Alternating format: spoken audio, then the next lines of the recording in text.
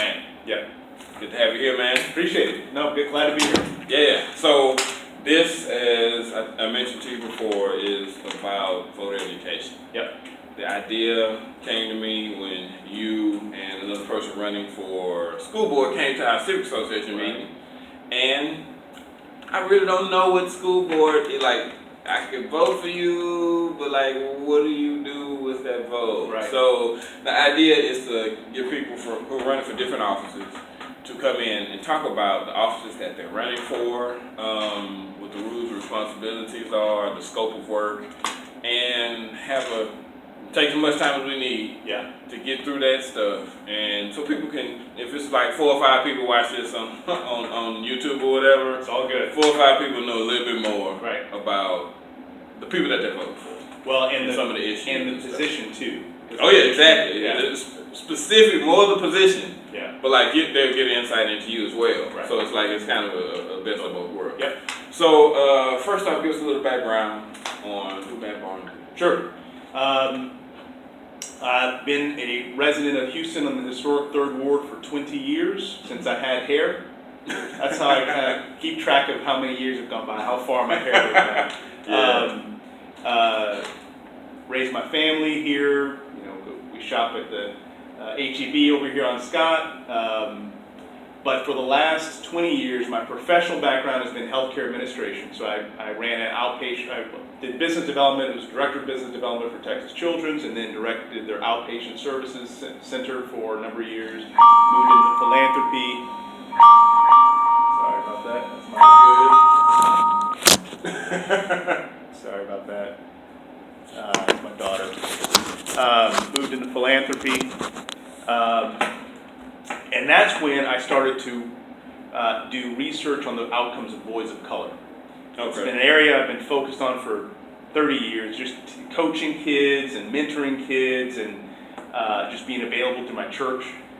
But it kept coming up that the kids I was working with, years later I'd run into them and they'd be up to no good, right? Mm-hmm. And I started to realize through the research and just working with families is that you got to get to the parent. If you can get to the parent now has a shot at now shepherding that kid forward. Now, my volunteer experience for the last 20 years, I've been on the board of 8 different educational institutions, a trustee at 8 educational institutions, including a public university, a private college, all the way down to a Head Start system. And so this question about what does a trustee do is one that I'm very sensitive to because it's very misunderstood. Most people think that the trustee is like a political person, meaning, you know, you think about the, you know, state legislature or city council person, they go and they're supposed to fight for their things and they're supposed to grab the microphone and always be kind of on it, right? Mm-hmm. That is not what a trustee is supposed to do. A trustee is supposed to build trust of the institution in the community. And the way that happens is the trustee, back behind closed doors, yeah, they fight, right? Because they're trying to move the ball. But out in public, there's got to be a communication to the larger community.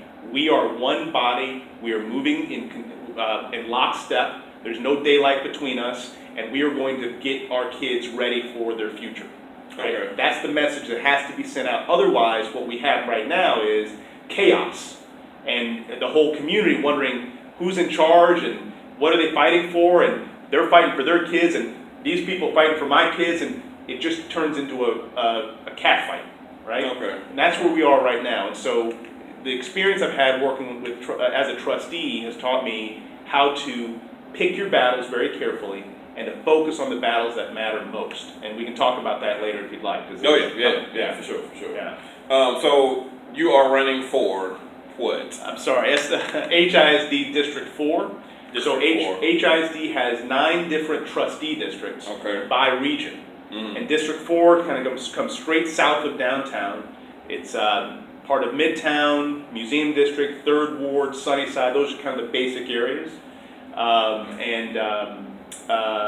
So that's where I'm running. I've been running for the last 4 months, actually, knocking on doors and meeting neighbors and going to civic club meetings and the like. So yeah. All right. So this is HID. So what are the feeder patterns? Right. The major school, like who goes to school in that area? Good. So the major high schools, Sterling, Jones, Yates. Okay. But then there are also other magnet high schools, like Young Women's Academy, Okay. Energy Institute, and then of course the primary middle school is Cullen. There's a magnet middle school now, the former Ryan. It's called Baylor College of Medicine at Ryan now. That's a magnet middle school. So the dominant feeder patterns flow up to Sterling, Yates, and Jones. But there are these other schools, other high schools that don't have a natural feeder pattern that are right as well. Okay. Yeah. Okay. Yeah.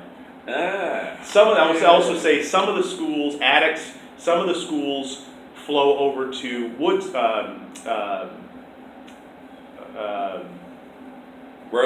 Worthing, yes, Worthing. Okay. Worthing's right outside of my border, but some of the elementary schools feed into it. So that's also part of it as well. Okay. Now, does the entire school feeds into it, or kids that go to that school live in Worthing there, where other kids go to the same school live in Sterling area? Both, right? Okay. So some kids live in Trustee District 4, but will route to Worthing.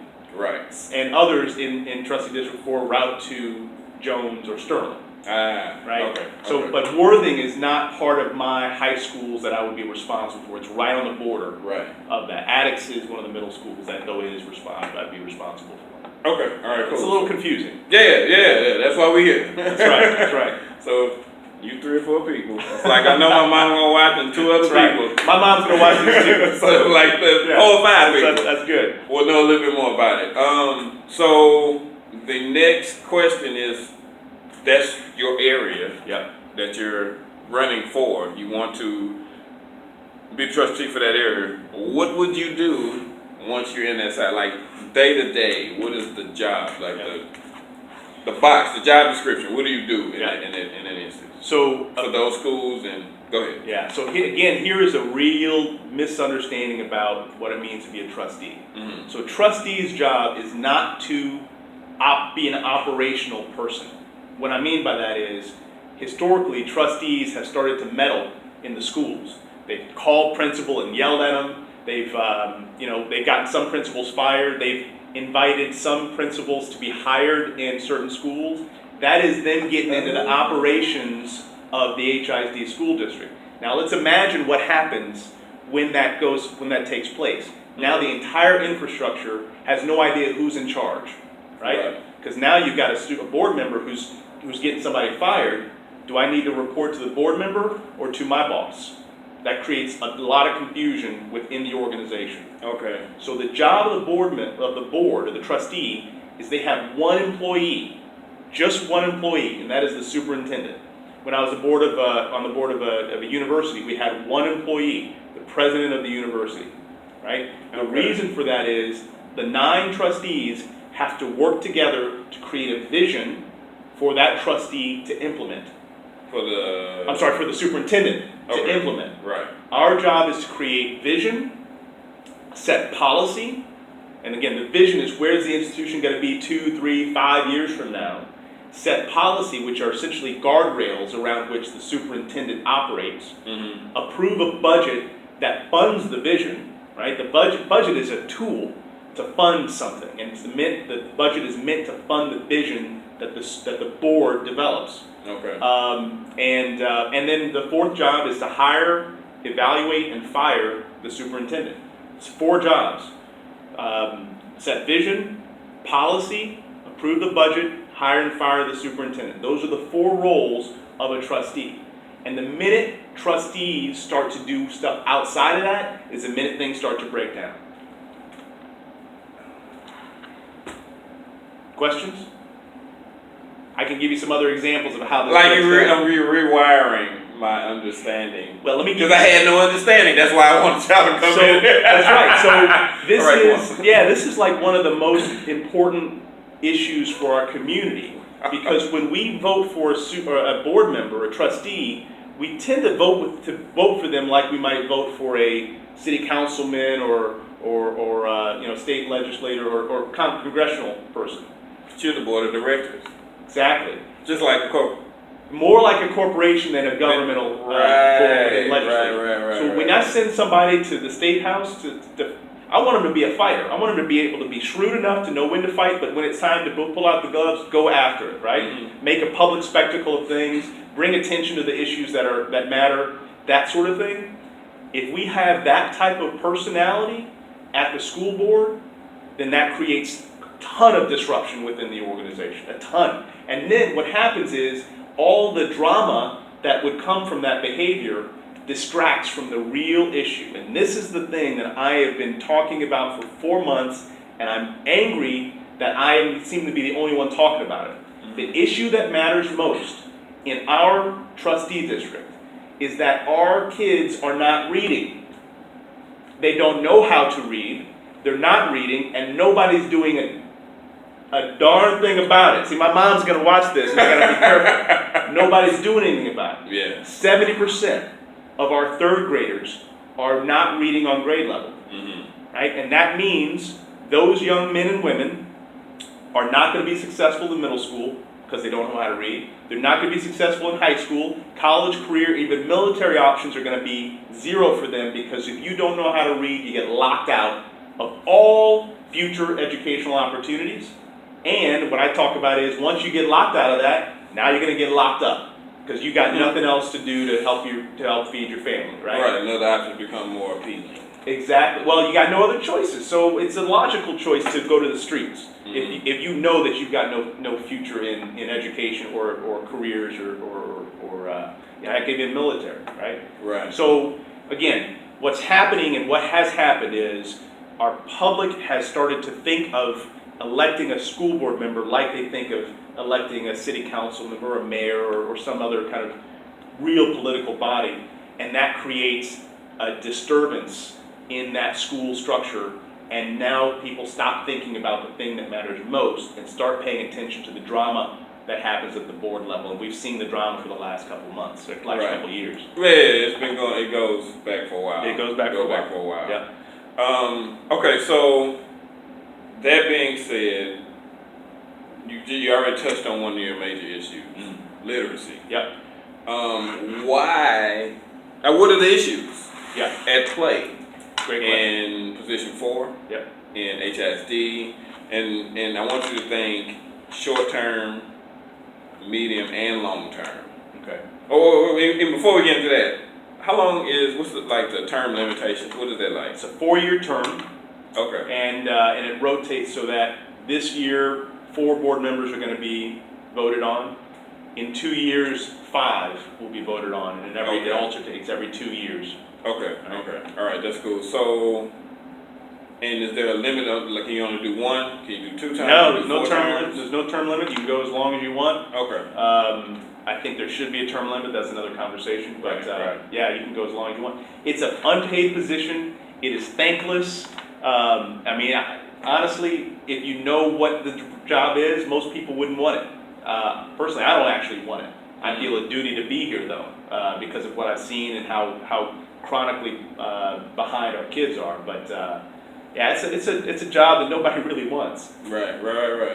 If they're in the right mind, they don't want it. Yeah. Okay. So, in that being said, just a little bit more on that structure. Yeah. Is it I don't know, like above the board of directors, the board of trustees, above the superintendent? Is it the voters. City? Is it Harris County? Is it the state? Gotcha. Structurally, yeah. Where does the HISD board fall in line with the rest of the government? Great question. So, Texas Education Agency, TEA, is the overarching state body that governs education. They create policies and procedures and rules that the board has to follow. If we don't follow those rules, then we are now subject to sanction by TEA. And that's what's happening right now. Right. The rules that have been followed, from open meetings rules, which were violated when a group of board members got together and strategized without involving the whole group. Right. That's a clear violation. And then there's violations in terms of school performance. TEA has said, if you, school board, are not capable of keeping your schools operating above a certain very low standard, then you're not worthy to be in that role, and we're going to push you out. Right? Okay, And right. to me, on one level, I'm like, I'm down with that, because if the school board can't get kids reading, then they need to go. But I don't like the idea of TEA coming and taking over. That's why I'm running, because I'm trying to make sure that we can actually have our own people reorienting the school board to make it more a functioning board and more effective. I don't like the idea of TEA coming over, but TEA has the authority, and they've done it with other districts, to come in and sweep the board clean, put in people that they would choose. And I think it's a very dangerous practice. Okay. Very dangerous practice. But that's where we are right now. Okay. All right. So now get more into the issues that you see facing HISD. Yep. Yep. The voters need to be thinking about when they're going down there to vote. Yes, they do. They do. So let me take it in stages. Any organization, whether it is a company, a for-profit company, a non-profit company, or a family, if you do not have good structure at the highest level, that organization is going to crumble. Mm-hmm. And right now, we're living in a situation where the board has been so plagued with mismanagement that the rest of the organization is crumbling underneath it. From teachers leaving to being unable to recruit teachers. We got a whole bunch of teachers positions that are open right now, and it's October. Open positions, a lot of them. I think it may be close to 200 at this point. I mean, it was hundreds before the school started. I mean, this is crazy stuff. Right. This is what happens when you have the leadership that are not aligned and not functioning. Why do we have that kind of leadership? I've been thinking a lot about this as I've been campaigning.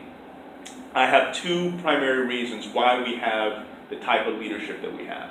The first is that school board members are typically politicians that are looking to use the school board to advance their political agenda. They are thinking that in a couple years I'm going to run for city council, I'm going to run for something, I want to keep my name in lights, I want to keep my name in people's minds, so when it comes time to run, I can do that. That's the first one. Right? And you can look at the board and kind of go, yeah, I can see that, right? And by the way, the people I've talked to in the community, they see it too. Mm-hmm. That's one. But the second one is actually more disturbing and more concerning. And that is people who have a financial conflict of interest. And there's an open investigation right now of a sitting school board member who was potentially putting money under the table or advancing her own financial or her family or friends based on contracting irregularities, right? A couple years ago, Larry Marshall was in the news because he was doing stuff under the table, right? This is a constant drumbeat of financial conflicts of interest. And so why we're here is because we keep hiring those folks to be on our school board. So how do we get out of this? The first thing is we got to make sure that when we're evaluating people, we're trying to get a sense of, are they in this for the kids, or do they have a political ambition that they're trying to set up? And I actually have policies and ideas about what I would like to advance to make it harder for somebody who's actually trying to use this as a stepping stone to actually run. And then we can talk about that. Yeah, go into it. Okay, so what most politicians want is they want to keep their names in lights, and therefore when it comes time to run for another office, people know who they are. So I talk about something called a non-compete clause. And this is something you see in the business world where when you leave HISD school board, you got to wait 2 years before you run for any other office. Now that could be a pledge or it could be a rule. Mm-hmm. But that's one way to force people to go, well, if I'm going to run for school board, I better do a good job because I got to sit quiet for 2 years and hopefully people have a good opinion of me, right? So that's one way. The other way is when you fundraise for your school board campaign, you can currently take that money and move it over to run for state office or city council or whatever. No, and this would require state legislation to act on it, but I would advocate that the state make it impossible for you to take the money that you were raising to run for a school board and to put it over here to now run for, city council or a state rep, whatever it might be, right? So that now is another way to kind of make a politician go, maybe it's not such a good idea to spend all this time and effort running for school board when I really am interested in this position over here. Right. Now then on the other one, the financial conflicts of interest, this is really serious. because now you've got a board member who potentially is thinking about, this is going to help my pocketbook. Right. So, they're going to be double-minded, right? They're not thinking about the kids.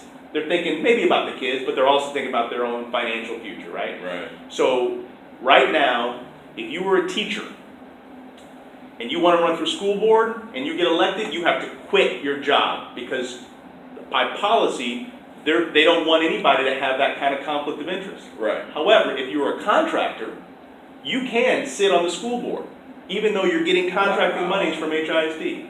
That doesn't make any sense. Wow. Right? It's the same conflict of interest. In fact, it's probably worse, because you have a company that you're now, pulling money from HISD, and now you're sitting on the board. Right. So, to me, this is an easy one.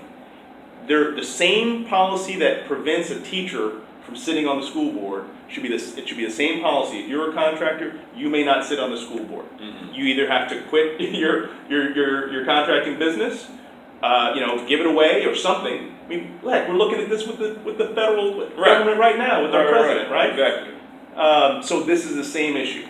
And I don't want anybody to wonder who I am working for. That is why when I started my campaign, I said I'm not going to accept any monies from any vendors. Because I don't want to even get started on that whole conversation about vendors scratching backs and having opportunities and things like that. So I'm out of that game entirely. Maybe have to fundraise very differently. But I don't want any of that kind of question about who am I working for to be on that on me. Right. So those are two of the more important long-term solutions that we got to really think about for HISD. Otherwise, we're going to keep attracting people who are really using the school board as a stepping stone, either for their political ambitions or their financial ambitions. All right. So that's the first. That was a long. I know it was a long answer. Yeah. The second is, we have to make what matters most matter most. And in my mind, it matters most that a child knows how to read, particularly by the time they get to third grade. Because at third grade is the switch between when a child is learning how to read until the time that the child now is reading to learn. Mm-hmm. So if I don't know how to read by third grade, I'm no longer going to be able to learn anything from that point on in my curriculum, because the information is expected that I'm going to be able to read it and pick it up on my own. Right. So all energy must go, not all energy, but a significant amount of energy has to go into those pre-K to third grade reading to make sure that every kid, when they hit third grade, they're good to go. Mm-hmm. Right? And that means now we have to think about something called equity, meaning my kids, they don't need extra help because I'm doing that job. I'm going to make sure they know how to read. Other kids, they may be behind in second grade. So now we need to pour resources into them to make sure that they get caught up. Otherwise, they start this pipeline, right? The school to prison pipeline. It starts right here at reading. So to me, that is the single most important policy initiative. And again, thinking about how a school board member advances that. As a school board member, I do not say, let's start this program, or a superintendent, hire these people. No. We say, superintendent, let's talk about when we should expect these numbers to flip. I want 70% of the kids reading by third grade. When can we get there? Let's talk about that. Superintendent may say 20 years. I say, no, that's not good enough. I say 3 years. Superintendent, 4 years, maybe 5. What is the number? And then we start to decide what should year 1 look like? What should year 2 in terms of outcomes? Mm-hmm. And my job as a trustee is to ask that superintendent, okay, superintendent, we agreed that you're going to hit these numbers. And we agreed on a budget that's going to support you to hit these numbers. If you don't hit the numbers, superintendent, your job is entirely on the line, right? And every year we look at it, and actually every month we should be looking at it. How's the progress going? How's the progress going? Do we need to make any tweaks to this? Do you need more money? Do you need, what do you need, superintendent? We want you to be successful. But if at some point those numbers aren't moving, then we either need to have a what I call a come to Jesus meeting with the superintendent, or we need to find another superintendent. So if our focus is making the thing that matters most matter most, then we're not going to be shy about pushing on that superintendent or pushing the superintendent out if they're not getting the job done. Okay. That is what a trustee is supposed to do. Okay. Does that make sense? Yeah. Okay, so cleaning up the board. Cleaning up the board. setting priorities about what's important first. I've got other priorities too, but that's the main one. The other ones would be kind of at the other end of the spectrum, like so middle school and up. We got to make sure that there's a ton of different career paths for kids, because for about a 20-year period of time, all schools in America said you're either going to a 4-year college or bust, right? And most kids don't even want to go to a 4-year college because it's boring. I mean, all sorts of reasons, it's expensive, etc. There are tons, especially in Houston, there are tons of vocational trades that you can walk out of HISD if you have the proper certification and immediately have a job, not just in Houston, but all around the world. I mean, welding, Go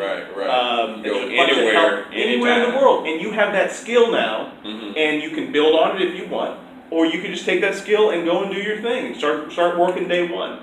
So last year, 2017-18, they had 700 students graduate with a certificate through a trade process. They call it CTE, Career and Technical Education. Right, okay. 700. Last year was 2,700. So they're growing this quickly. We need to grow it. We need to keep going by thousands of more students each year. Right. And we need to have alignment between the jobs and the certifications they're getting and the jobs that are out there, right? Because some of the certifications, I know them. That kid's not going to get a job.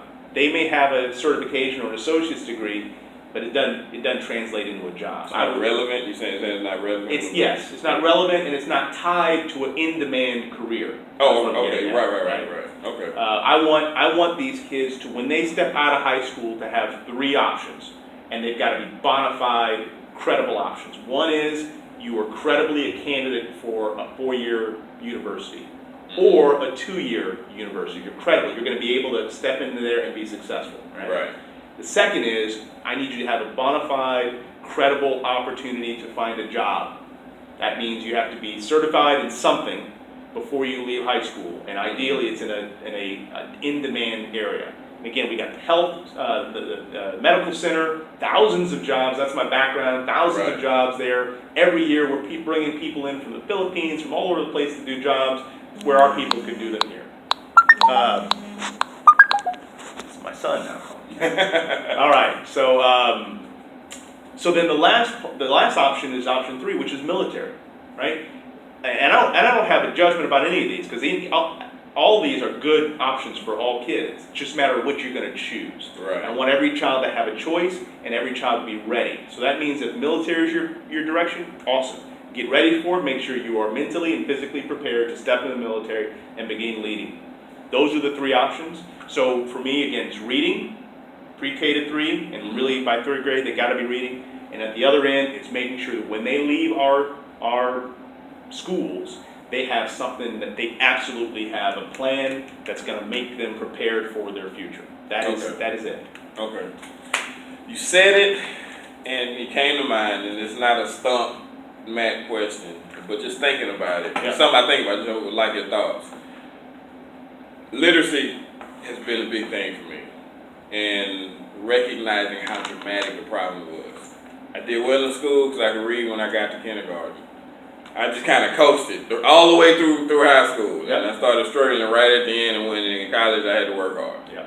But it's that dramatic. I know it's that dramatic. So front end is almost an easy step if we have the will to do it. High quality pre-K, like you mentioned. But like for those kids who in 7th, 8th grade, what do you do? Yeah. 9th grade. Because those kids, there are a lot of those children who are 7th and 8th grade, but they're almost at the age where they can drop out. Yep. So just your thoughts. Yeah. So that is I talked about the end of the spectrum, right? When I see a 6th, 7th, 8th grader, I actually thinking more, particularly one who literally is not on the college-bound track, right? Because they're reading behind, whatever. That is the target for me for the vocational stuff, right? To me, that is what's going to keep a kid in school if they actually see, I now am on a pathway to something better than dropping out and going out to the street. Okay. So, but it has to be introduced early enough when they still are in school, right? So that means it's really talking about 6th grade.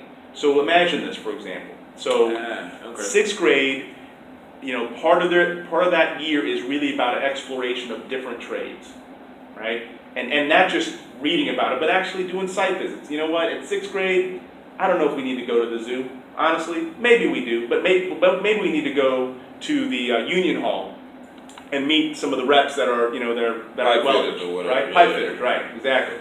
Firemen. I mean, all sorts of, mid-skilled kind of roles, and then try to get a sense of which one the kid is actually enjoying or kind of into. Because now, once the child starts to go, I can see myself being a pipe fitter. I never knew that people did well. Going to the medical center and looking at those certification types of roles. I didn't know someone could do that. But I love to take care of patients, or EKG tech. I mean, all sorts of tech roles, right? Right. Now you have the opportunity to begin introducing them to that role in 6th grade and in 7th grade, and giving them that kind of pathway, so that they know, if I continue this, I'm going to be doing that like I saw that guy doing a couple of months ago. Right. Otherwise, education is just this kind of abstract idea, and it doesn't make any sense why I'm staying in school when I could be out here slinging, right? I could be out here hanging out. There's no reason to be in school. So I think you got to get in front of that. Otherwise, you're going to lose kids. Okay. And it meets our city's needs too, because there's a huge skill gap. We do not have enough people who can fill these middle skill jobs. Right. So it's a win-win if we can get it done. Okay. Make sense? Yeah, I get it. I Now, like that 6th grade. Yeah, it's got to start Good on time. Now let me add one other piece, and I'm going to get into I'm going to flip this page on you. How is it that you were reading when you got to kindergarten? My folks, All right. So they prepared us. yes. So here is. And I helped prepare my little sister. It was Yes. like it was that was there. Yeah. So here is the thing I've been doing for the last 8 years. I didn't talk about this yet. The last 8 years, I've been a parent engagement coach. That means I've been sitting in libraries, in kitchens, on the kitchen table, or in living rooms, or at food courts, talking to parents about what do they want for their kid and how do they help their child get there. Because most parents have the same dream. In fact, everybody wants their child to be happy and to full. have some stable employment, have some options, right? Right. Every parent wants that, but most don't know how to do it. Right. So when I sit down with people, I've been hundreds and hundreds of folks I've sat down with over the last 8 years, and I hear over and over the stories that their kids aren't reading, or I see it that their kids are not reading on level. Over and over, this frustration and this fear in the minds of the parents saying, what am I going to do? Because I feel like I'm losing my child, right? Right. And that is a very painful process. So how do we get every kid reading on 3rd grade level? It's not by pushing on the teachers to do more. Yes, there's opportunities that we can, there could be some improvement, but that's not where most of the action is going to be. Every year, a student goes to school 180 days out of the year. Did you know this? Yeah.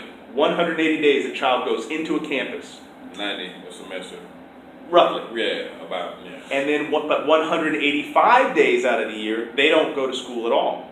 Right? These are weekends, these are holidays, this is summer. Right? 185 days, 180 days in school. We must, it's going to be a hard thing to do, but it's essential. We must take on this question of how do we re-engage parents. That is the underlying support of everything I've talked to you about. If we cannot, I'm going to say it differently because I know we can. If we will not make the effort to reach into parents' homes and to actually have a conversation with them about what they want and to be a partner with them in helping them learn how to help their kids, then that means that the school system has to do it all. And the school system cannot do it all. It just cannot. And so the story of your life, and the story of my life, and the story of my own kids, and the story of your kids, and the story of countless folks around, it's really about what's happening outside of home. Outside of school. That is really the game changer. So wraparound services, which is a new concept that HISD has put forward, but also parent and community engagement practices which is not a new concept, it's just a place that HISD has kind of been dinking around the edges of it, I would go full in, particularly in the schools and in the areas that are struggling the most. Okay. That is the essential element to make sure schools are successful, but the district has to really understand that it is about what happens outside of the school now, not what happens in that matters most. Yeah. Okay. All right. I'm preaching. Yeah.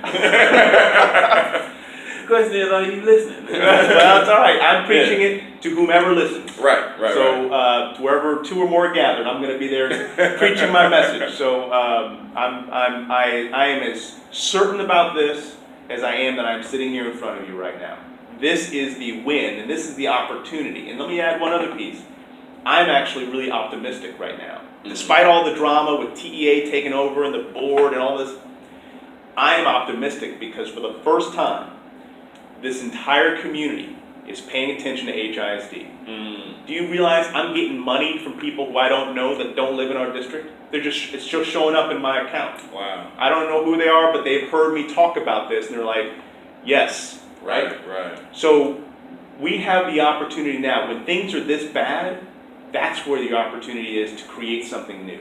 And to me, the new is that, yes, the school is doing everything they can, and yes, we've got great leaders and great teachers, but yes, we are creating something I call a community school. It's actually not my term, it's a term, community school, which means the school is the centerpiece of the community.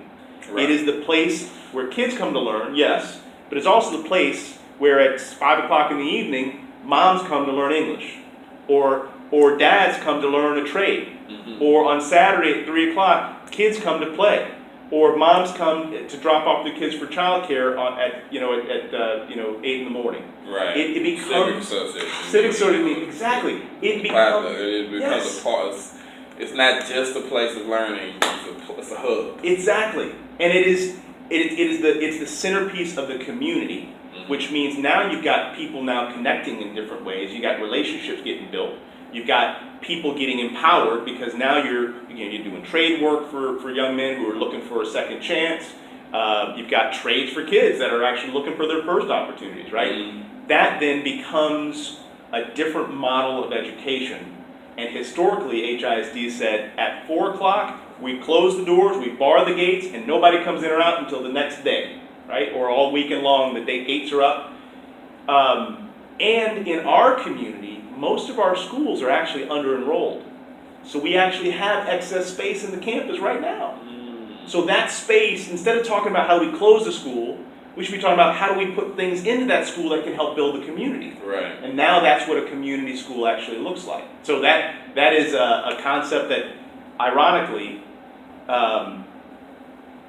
is something that teachers are in support of because they know what it's like to try to do all these things for families, right? Right. It's a place where community members, where churches, there's a lot of interest in this.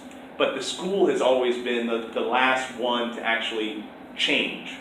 So here's the opportunity. And again, this to me is the best opportunity, the best chance we've had in 30 years of really changing the game and flipping the script on what happens to our young kids in our communities. Peck, right down the street, or Hartsfield or Young, right? There's tons of opportunity here. That's the new opportunity. Okay. Appreciate it, man. Houston will be 200 years old, and I think 2036. Oh, 2036, yes. Yeah, somewhere from there. Yes. It's right around the corner. Yep.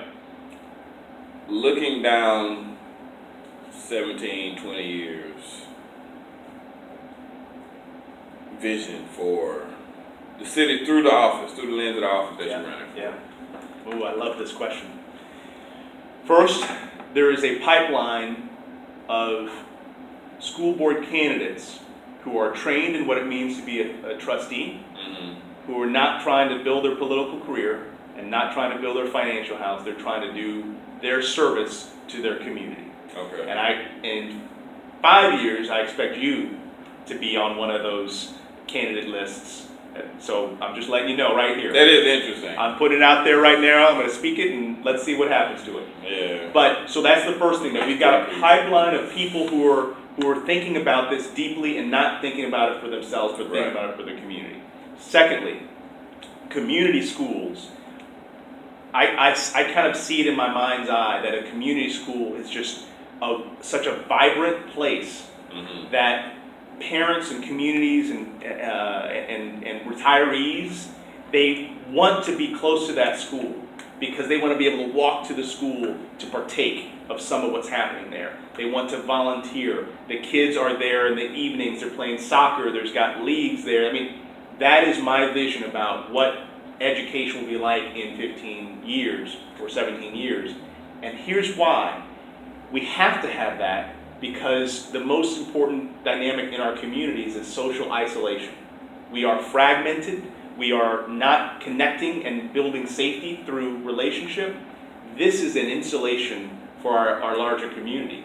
And when we think about how technology and our world is changing, we have to be in much closer contact with one another to signal, or to help each other get through the disruptions that are coming.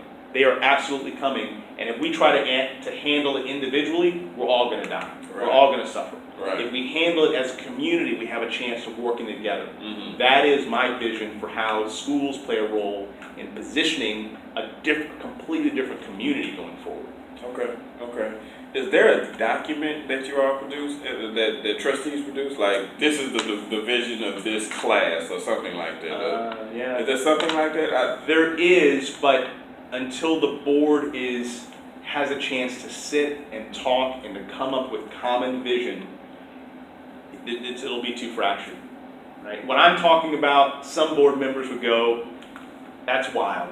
There's no way we can do that. We got to focus on now." And I would argue the point of a trustee is not to think about now. The point of a trustee is to think about 5 years from now and to make sure that we are moving in that direction. Because if we don't, we're always going to be talking about right now. It's like the dog chasing their tail. Always chasing your tail, never get anywhere.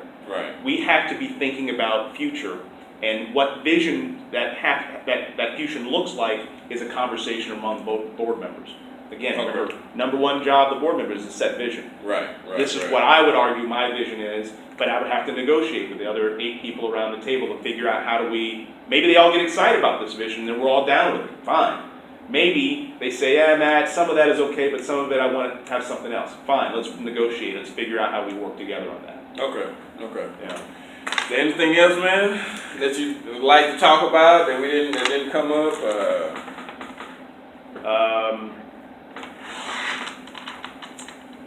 I appreciate you doing this, right? Whether it's 1 or 3 people watching, this is the kind of conversation that doesn't happen, right? And this is the kind of conversation that is so needed if we're going to change how HISD operates. So I appreciate you doing this, and I hope that you get 5 or 10 viewers. And again, my parents will be 2. So I got 2 parents. That's 4 right there. Who else gonna there? Me and you might watch it, so that's 6. So we're good though. But thank you. I appreciate the opportunity. All right, how can people find you? Where can they, like, people want to donate, want to come volunteer? Like, what's the? This is a good example of why I'm not a good politician, because I always forget this. I always forget this part when I'm doing my stuff. This ain't about me, so it's easy for me to do it. Right, for somebody else. All right. Yes, you can go to matt4hisd.com for my website. And that's what they should see, right? Yeah, that comes in, and then there's a donate button and a volunteer button. We have had these I call them call parties, where we just meet up someplace and we're calling neighbors and talking to them. And I have to be there because a lot of times a neighbor wants to say, "Well, I don't know, what does the candidate think about X, Y, or Z?" And I'm like, "Well, put me on the phone, let me talk to him." And so I've talked to hundreds and hundreds of neighbors and shared with them some of what I'm sharing with you. But always need more volunteers to help with that. So that's really the need, volunteers right now. So if folks are interested, go to my website, or you can also call me. I've been giving out my personal cell phone number to anybody.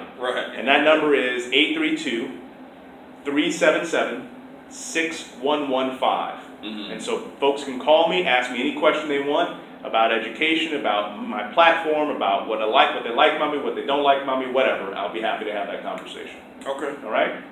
Appreciate you, man.